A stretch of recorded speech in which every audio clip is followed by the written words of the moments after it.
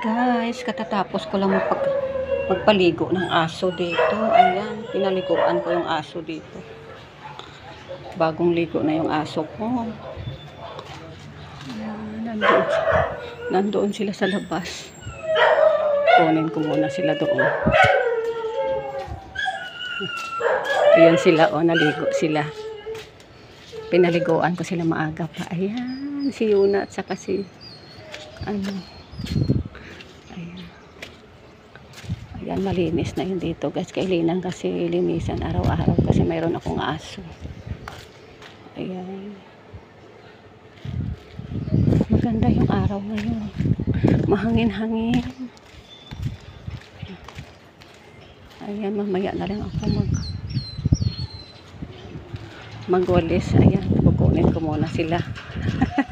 Gusto ng diba, naligo ka na, diba? Oo, naligo na si Yuna. Oo, ililipat ko na sila doon sa loob. Ayan. Si Indian nilalamigan.